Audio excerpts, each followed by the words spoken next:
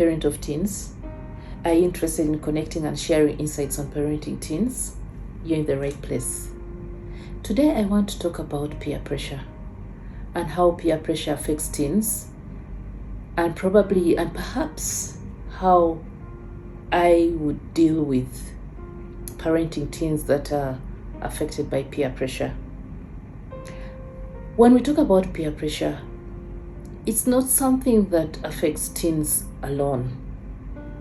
I think that peer pressure affects all age groups, but it affects all age groups in different ways. For teens, because they are still young and they are still discovering themselves, they still have issues of self-esteem and confidence building. They also have challenges in dealing with soft skills like being able to negotiate or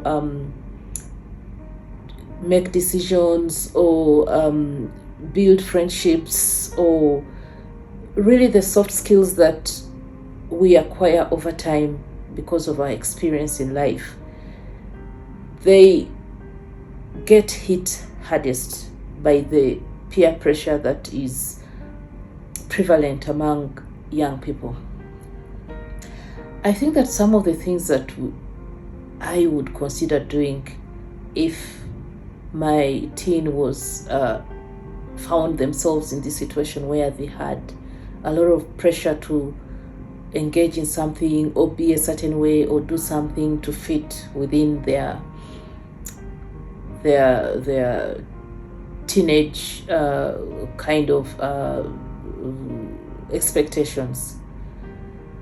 I think that one of the things that is really important is to enable our teens experience and understand the value of humility.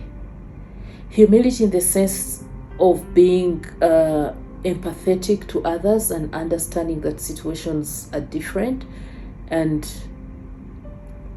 call for different kinds of behaviors and support and general understanding of the fact that there is a lot of diversity in the way we do things, in the way we live, in the way families are set up, in the way different teens are raised, and what they have in their disposal. Humility not to mean humble or to mean humble in the sense of subservience, but humility in the sense of empathy. So for teens to have humility, it's important for them to understand that there are different ways people live their lives, and the different people have access to different resources and opportunities that cannot be available to everybody. But they need to be content and satisfied with what they have.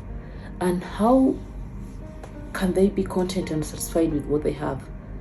One of the ways of being content and satisfied with what you have is, as parents, being transparent with our children. Teens understanding what brings income to the family, how money is made, whether it's made through a formal job, or it's made through a business, or it's made through farming, or whichever venture it is. And if even possible, it would be great to invite your teen to your workplace for them to be able to see how money is made and the circumstances under which you work to make the money. A very good example is if you own a business and the business is yours. It would be a great idea to bring your teen to let's take for example, it's a furniture workshop.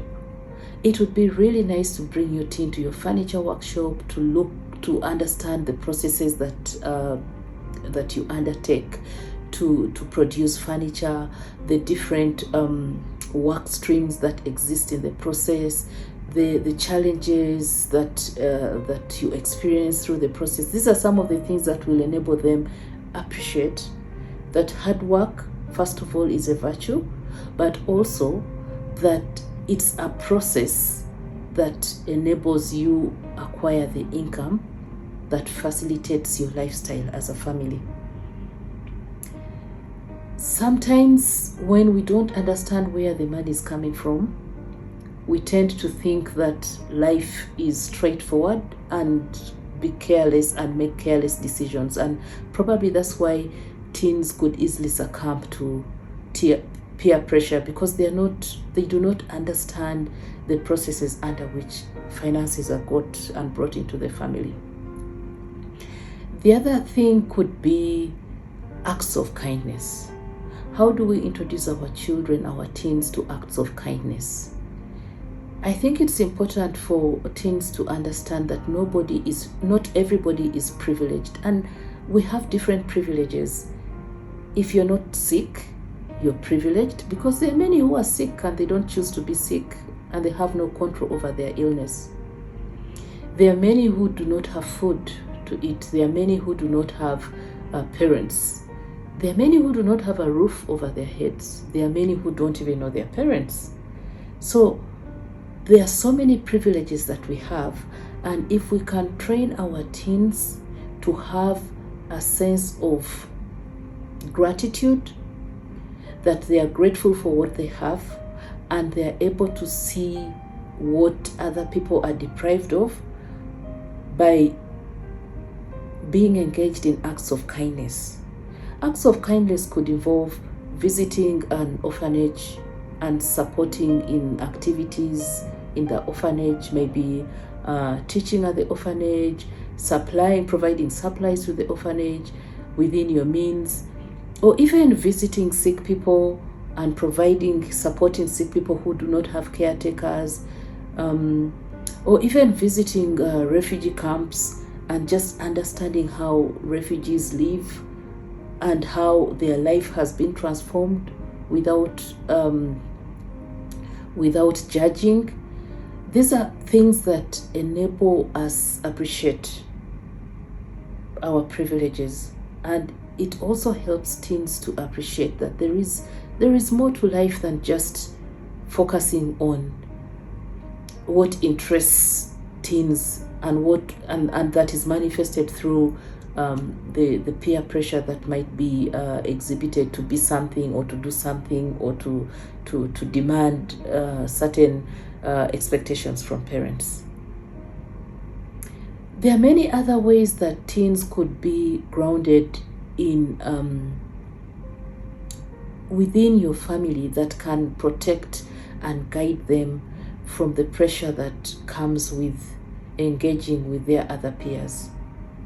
In reality also, when you think about it, teens are not going to benefit from their peers. These are temporary friendships, and interestingly, the pressure that comes from teens is not usually from their close friends. It's usually from cliques or groups of people, and if you really get to know your teens' friends well, you'll discover that if they are genuine friends, they are going to care for one another, and they are not going to put the kind of unnecessary pressure that teens experience as a group. That brings me to the third point of teens bring their children and their friends and introducing their friends to you as a family, as a parent. It's important for me as a parent to know the friends of my teens. If I know their friends, if they're invited to my house, I would even make an effort to know their parents and know where they live, so that I may be able to understand the kind of friends and environment that my teen is engaging. Because when you do that, then the friends also have accountability towards you, because they know that you know them, and they know that you have that adult authority over them, and you know their parents, and you could easily reach out to their parents, and there is that kind of closeness that you build, because you become family, because you know each other, you know their parents, and there is that comfort you have that my teen is the friends to my teens a certain way, and therefore and come from a certain family that have these values that I also share.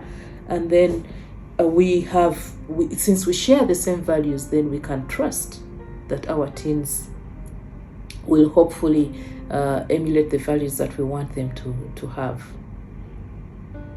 I want to stop there and ask,